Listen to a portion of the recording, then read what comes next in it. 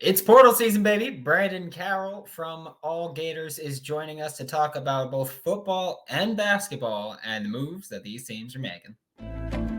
You are Locked On Gators, your daily podcast on the Florida Gators.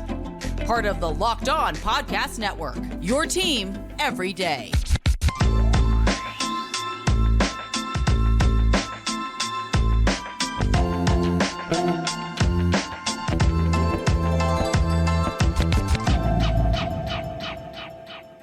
Joining me now for Locked On Gators is Brandon Carroll. You've seen him before from All Gators, and don't worry, he's the Brandon that doesn't suck in this one. But we're talking football and basketball. We're going to start with football because it's portal season. The spring game just wrapped up last week, and we have to talk about this. At this point in time, what do you think of the quarterback battle in Gainesville through the spring? Well, yeah, I think everyone wants to kind of look at the spring game and say, oh, this is where the guy's really going to emerge. And I just don't think that's the case. I think it's becoming less and less the case as spring games continue to advance into the future. And I just don't think we really learned much at all from Florida's spring game. That's for sure. I think that both guys are relatively on an even playing field. Obviously, they brought in Graham Mertz to be the starter, but Jack Miller's also kind of kept at that level with him for better or for worse. And so I think that it's just going to be a battle going into the summer, and we might not even find out who's the starter until we get into fall camp. So it should be a interesting battle, to say the least, here to figure out which quarterback will be Florida's starter in 2023. Yeah, I think for me, the biggest thing I took from the spring game as far as quarterbacks go is like them adjusting to the pressure. And that was kind of all you could do because it was just constant. So I was like, okay, they adjusted. Great. But I am going to put you on the spot a little bit here. And I'm going to say, if you're Billy Napier, obviously at this point in time, we don't know, who would you start? That's a tough question. There's a lot that goes into that. I think at the end of the day, I think between the two, I think their skill sets are relatively the same. I think you have to go with who's more experienced, which is Graham Mertz. And like you said, pressure was a big issue for both quarterbacks in the spring game. Mertz honestly struggled with pressure at Wisconsin. He had one of the highest pressure rates of all quarterbacks in the NCAA in general. But I think that a big thing with this team should be that the offensive line, they were missing two starters going forward. There's a potential that they bring in more pieces on the offensive line for the season. And so I think that really you're looking at which guy can manage the game at a high the highest level. And there isn't much to say that, Mertz can't do so from a structural standpoint. Obviously there's a talent lapses at times and things like that, but he has to be the one that he's standing above the pack at this point, but it's not a wide margin at all. Yeah, and I mean, you mentioned potential to bring in more along the offensive line. Gators currently have 7 scholarships available. 4 are about to be taken up by high school enrollees. So 3 scholarship spots available. If you were this coaching staff, who or what positions would you prioritize in this second portal window? For sure. I think that the biggest thing you want to look at are positions that you think need improvement. Obviously, I think you have to look at places like offensive tackle. Obviously, Austin Barber's solidified, and then there's the 2 that they brought in the spring. However, you don't have much flexibility there. You have your guys set out and they're kind of there to stay. But you do want to bring in some youthful pieces there and kind of develop them for the future. I think they bring in at least 1, maybe 2 offensive tackles. And then obviously you want to look at a position like wide receiver, bring in another guy with speed, or you look across the field and it's at the nickel cornerback. I think obviously, I personally am high on Sharif Denson. I'm not sure if he's going to be ready to go this season. I think moving Jaden Hill there will also have, some experience help, but and then Jadarius Perkins obviously occupies the spot, but there's not really a solidified starter there yet. And so if you can find a guy that can fill that spot and also help out in the back end with the safeties, because that's a young unit as well, and kind of be a person that they can move in between those 2 spots with, flexibility and versatility. I think that's really the spots that you want to look at for Florida to bring in pieces this summer and, in this spring portal window, I should say. Yeah. Didn't say quarterback, which for most Florida Gators fans, I think they're just going straight to it. But My stance, I don't think you're going to find someone that can step in and become a starter by this fall in the portal. But Billy Napier has said he wants to add a quarterback to the room. If it's not in the portal, I have to ask what your thoughts are on the next best thing, which is obviously Austin Simmons' potential reclassification. Yeah, I don't think he has any that his arrival will have many implications on this upcoming year, but I think I just don't imagine them going back into the portal for another quarterback this year. Obviously, they've kind of I mean, there's still potential out there, but it seems like they've hit and miss or swung and miss on two of the portal takes that they've had at the spot this far. And Austin Simmons is a bright young talent. I mean, he's 17 years old. He's been graduated from high school for 2 years. So it's not like he's going to come in and be, the sophomore that everyone expects him to be, like sophomore in high school, I should say, because he's only a 2025 kid. But I'm not sure if he's going to be ready to go anytime this season. So he's more of a, we can push it down the line, maybe have a competition with DJ Lagway going into next season. We'll kind of work our way from there. But it definitely helps Florida going forward, but I'm not sure how much his addition will be beneficial or, really aid what Florida's looking at the quarterback spot this upcoming season. That's exactly why I'm against it. It also does, it'll never cease to amaze me that he's 17, graduated high school 2 years ago, and he's like, yeah, if I get on campus in 2025, I'll be pursuing my PhD, and I barely graduated high school. So that to me is just bonkers. Hey, you, something exciting is coming to built.com on April 22nd. I don't have all the details yet, but the excitement is real, and it's something that you won't want to miss. If you know how Built works, they have the most incredible protein bars in the world, and they do these amazing flavor drops with unreal flavors in limited quantity. So mark your calendars and head to built.com on Saturday, April 22nd, to be one of the first to discover what all the hype is about. But don't just know, I'm just telling you this. I can't wait to see what the new flavor is. I'm stoked for it, but make sure to use promo code LOCKEDON15 and you'll get 15% off your order with Built or BuiltBar.com. But flipping to basketball, where we also just had a first-year head coach, at least with the University of Florida. We had you on before the season. What were your thoughts on Todd Golden's first season as head coach, especially compared to the expectations that you had going into it? Yeah, well, I initially went in thinking that the roster he assembled was going to be something that put them in a position to win. Obviously, that wasn't the case. I think a lot of guys underperformed. He was kind of handed a guy like Kawasi Reeves who underperformed. He brought in guys like Kyle Lofton, Trey Bonham, and they underperformed.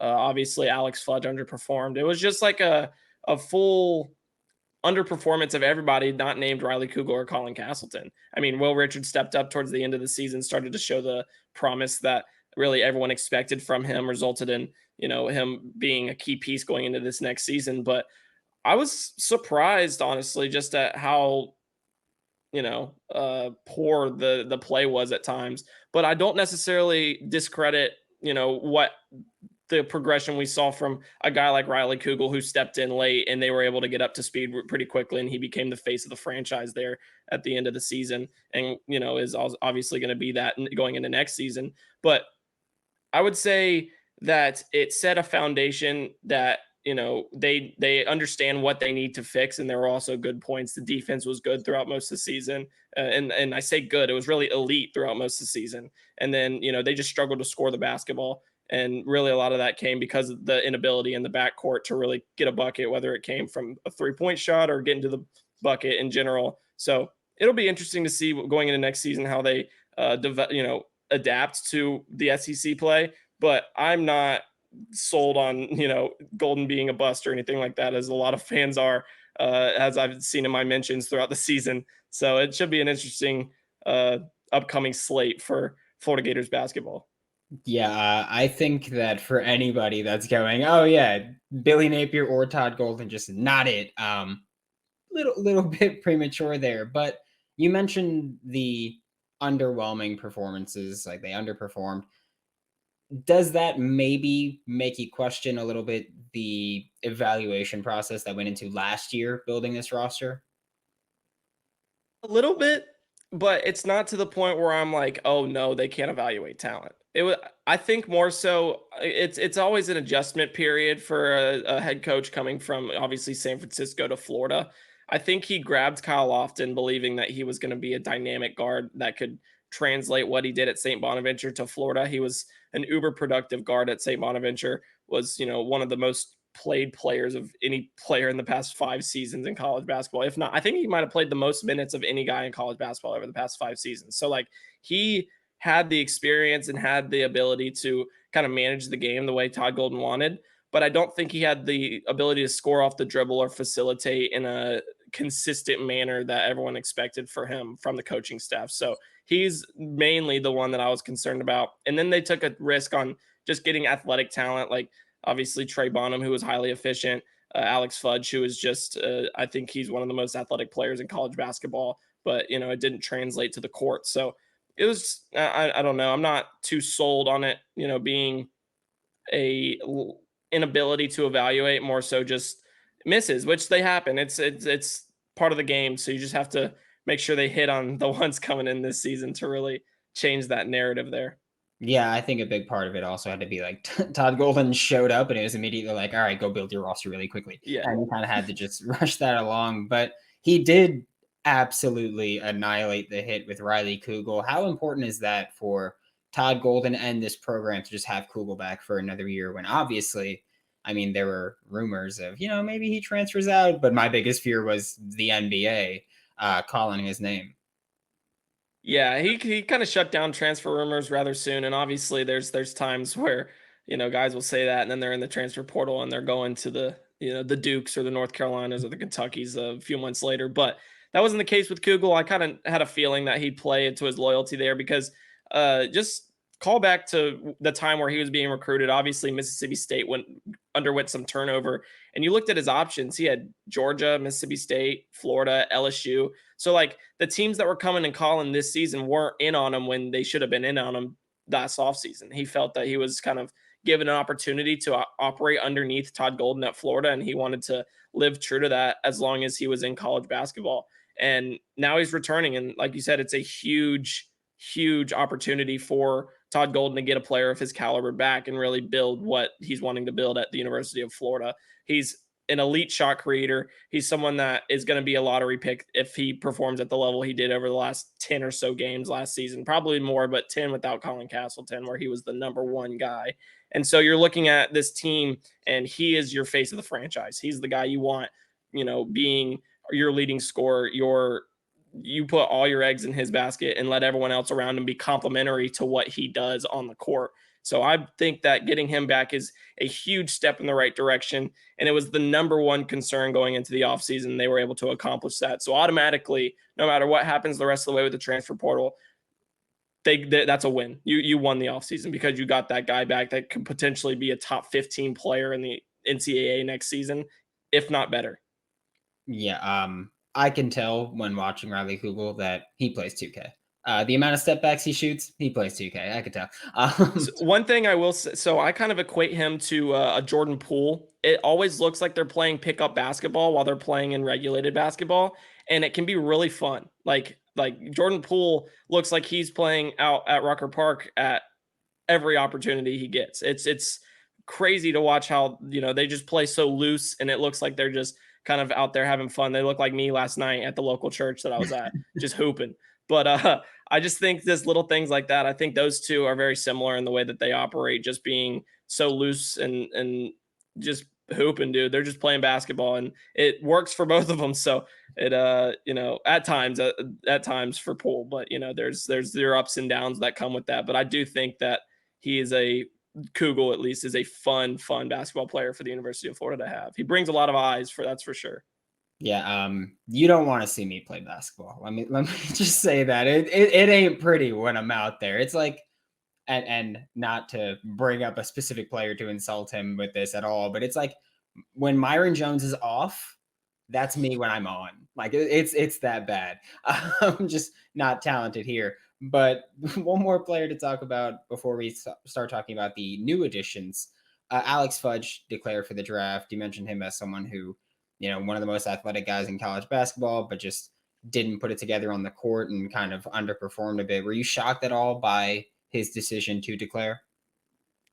Yeah, I'm a little shocked at the point that, he would leave college. I wouldn't necessarily be shocked if he decided to leave Florida. Obviously, there's that transfer waiver that would have to come in, which he probably wouldn't get after being a one-time transfer last season. So it would kind of be a difficult process for him to get to playing. So I understand wanting to just put your name in the fold, see where you fall within NBA scouts. He has the length, he has the athleticism, and he's shown to be able to kind of operate at a high level at times. He's struggled to end last season after his concussion against Mississippi State, but there was times where it was like, okay, maybe he's starting to come along. So I understand the want to get into the NBA. Maybe he can find a G League spot and kind of work his way up from there. But I don't see there being much of a path to him getting drafted just because of the lack of production, the inconsistency, shooting like 26% from three, which is not not good. So it's just kind of an uphill battle for him moving forward. But I do understand the point for both sides wanting to kind of get a fresh start there. So I feel like that was the best option for him moving forward with the circumstances that he was going to be dealing with if he tried to get back in the portal.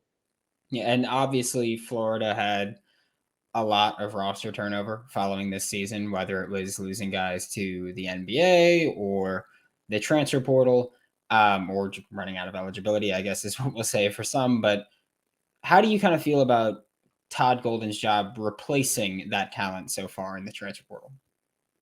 I think he's done a spectacular job. They've added a lot of length and size to this roster. I think that was something that was evidently lacking last season. They brought in, obviously the two centers in Tyrese Samuel and Micah Handlogton.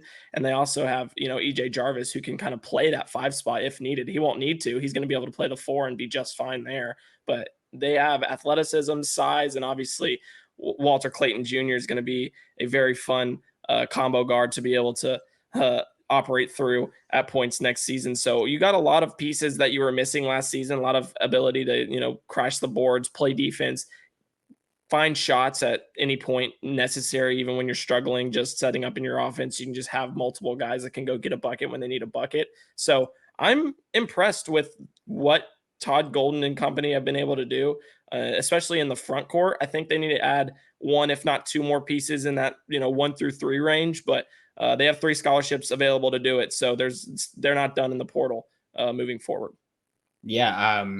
I will say that it's very evident how just the general public and the media feel about Todd Golden's portal class this year compared to last year, because, last year it was like, oh, he's taking this guy who's like making a step up. We'll see how he translates. But I feel like with every ad, whether or not they're taking a step up, it's just like, oh, he absolutely nailed this one. Like, this is going to be a great piece, SEC player.